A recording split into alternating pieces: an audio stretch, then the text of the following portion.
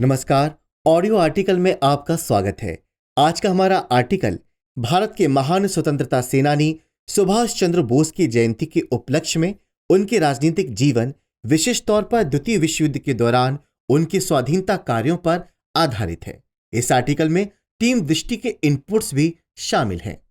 तो चलिए आर्टिकल की शुरुआत करते हैं।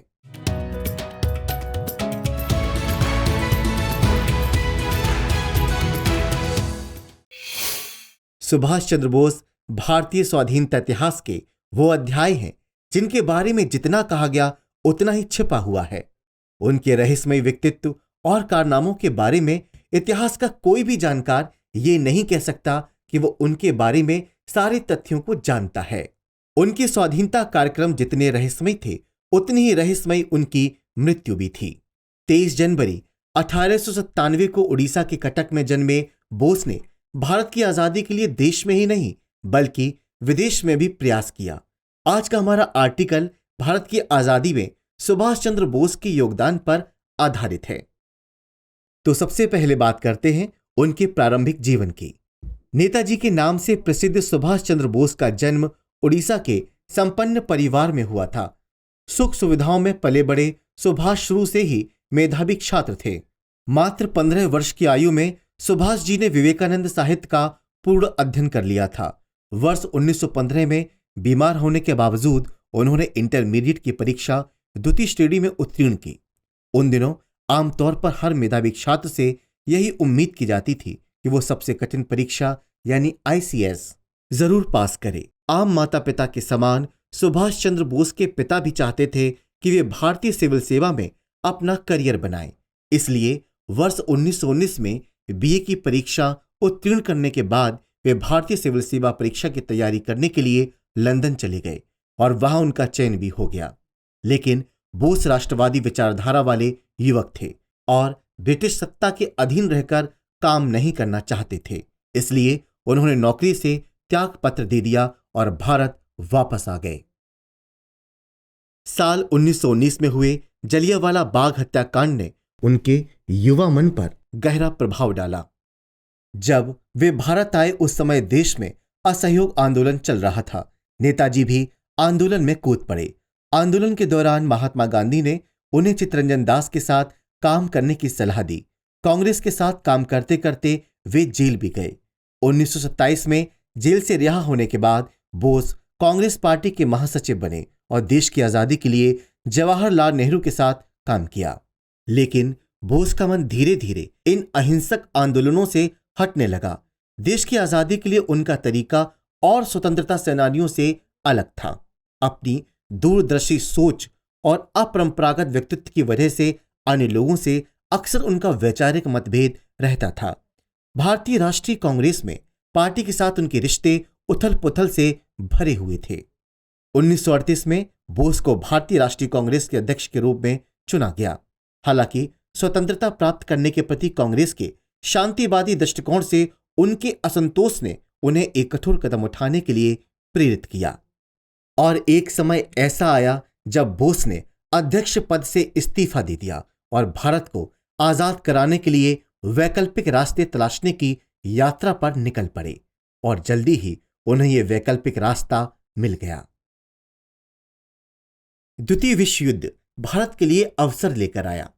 साल 1939 में द्वितीय विश्व युद्ध को उन्होंने देश की आजादी के लिए एक सुनहरे अवसर के रूप में देखा। इसके लिए उन्होंने धुरी राष्ट्रों की ओर मित्रता का हाथ बढ़ाया। द्वितीय विश्व युद्ध के दौरान धुरी राष्ट्रों के साथ बोस का गठबंधन, हालांकि नेताजी का धुरी राष्ट्रों तक पहुंचना और उनसे मदद मांगने का काम आसान नहीं था। साल 1940 में बोस कलकत्ता में एक मार्च का नेतृत्व कर रहे थे। इस वजह से ब्रिटिश सरकार ने उन्हें गिरफ्तार कर लिया। गिरफ्तारी के विरोध में उन्होंने जेल में भूख हड़ताल शुरू कर दी, जिसकी वजह से उनकी तबीयत खराब हो गई। बोस की तबीयत अधिक बिगड़ने पर उन्हें घर में नजरबंद कर दिया गया। लेकिन नेताजी का प्लान तो कुछ और ही था। घर में नजरबंद होने के बाद उन्होंने जर्मनी तक गुप्त रास्ते से पहुंचने के लिए पंजाब में एक कम्युनिस्ट संगठन से संपर्क किया। कम्युनिस्ट संगठन ने उन्हें बताया कि अफगानिस्तान से सीमा पार करके सोवियत संघ होते हुए जर्मनी जाया जा सकता है। 16 जनवरी 1941 की रात नेताजी चुपचाप अपने घर से बीमा एजेंट मोहम्मद जियाउद्दीन की वेश बनाकर बाहर निकल गए और कई दिन की यात्रा के बाद पेशावर पहुंचे। पेशावर से होते हुए सोवियत संघ का रास्ता जाता था। पेशावर में बोस ने एक गूंगे बहरे पठान का वेश धारण किया और फॉरवर्ड ब्लॉक के स्थानीय नेताओं की सहायता से उन्होंने ब्रिटिश सीमा के अधीन क्षेत्र को छोड़ दिया और सोवियत संघ की सीमा में प्रवेश कर गए। फिर यहां से वो जर्मनी पहुंचे। जर्मनी पहुंचने पर उन्होंने हिटलर से भारत की आजादी के लिए सहायता मांगी, लेकिन कुछ ही मुलाकातों में उन्हें यह स्पष्ट हो गया था कि भारत को आजादी दिलाने में हिटलर की कोई दिलचस्पी नहीं थी। हालांकि जर्मन विदेश मंत्री ने उनकी सहायता करने में रुचि दिखाई और उन्हें एक इटालियन पासपोर्ट दिलाया, जिससे उन्हें एक नई पहचान मिली। इसके अलावा एडम वॉन ट्रॉट नाम का एक और जर्मन था जिसने बोस की मदद की थी। दरअसल एडम वॉन ट्रॉट बर्लिन में विदेश कार्यालय के भारत अनुभाग का प्रमुख था। उनके इस कार्यालय में बोस ने फ्री इंडिया सेंटर की स्थापना की। इस कार्यालय में भारत को आजादी दिलाने के संदर्भ में कई घोषणा की गई। इसी जगह से साल 1942 में नेताजी ने आजाद हिंद रेडियो के माध्यम से लोगों को संबोधित किया। इस दौरान उन्होंने देश की आजादी के लिए सेना बनाने के लिए बर्लिन में भारतीय कैदियों से मुलाकात की। उन्होंने 5000 लोगों की सेना बनाई और इस सेना को नाम दिया इंडियन लीजन। हालांकि नेताजी को भारत के प्रति हिटलर का दृष्टिकोण तो स्पष्ट था ही, इसीलिए उन्होंने मदद के लिए जापान से संपर्क किया। जापानी प्रधानमंत्री ने भारत की आजादी के लिए बिना शर्त बोस को समर्थन देने का वादा किया। सिंगापुर में भारतीय सेना ब्रिटिश की तरफ से लड़ रही थी और सिंगापुर पर जापान का अधिकार होने के बाद भारतीय सैनिकों को कैदी बना लिया गया। तब बोस ने इन कैदियों को मिलाकर अपनी सेना को और बड़ा करने का निश्चय किया। इसी दौरान रास बिहारी बोस ने आजाद हिंद फौज की बागडोर सुभाष के हाथों में सौंप दी। भारतीय राष्ट्रीय सेना का निर्माण और जय हिंद का प्रेरक नारा प्रतिरोध का प्रतीक बन गया, जो उस समय पूरे भारतीय उपमहाद्वीप में गूंज रहा था। आजाद हिंद फौज को 5 रेजिमेंट में विभाजित किया गया, जिनका नाम भारत के 5 महान स्वतंत्रता सेनानियों मसलन गांधी, नेहरू, मौलाना आजाद, सुभाष और झांसी की रानी के नाम पर रखा गया था। अब देखते हैं निर्वासित भारतीय सरकार की स्थापना। 21 अगस्त 1943 को नेताजी ने सिंगापुर में निर्वासित भारतीय सरकार की स्थापना की। उन्होंने खुद को इस सरकार का प्रमुख घोषित किया। दिसंबर 1943 में जापानी सेना ने अंडमान और निकोबार द्वीप समूह से अंग्रेजों को सफलतापूर्वक खदेड़कर इस क्षेत्र का पूर्ण नियंत्रण सुभाष चंद्र बोस को सौंप दिया था। इस तरह से अंडमान निकोबार पहला आजाद भारतीय क्षेत्र बना। 30 दिसंबर 1943 को सुभाष चंद्र बोस ने पोर्ट ब्लेयर में राष्ट्रीय तिरंगे झंडे को फहराया था। इसके बाद बोस की सेना उत्तर पूर्वी भारत को आजाद कराने के लिए आगे बढ़ने लगी।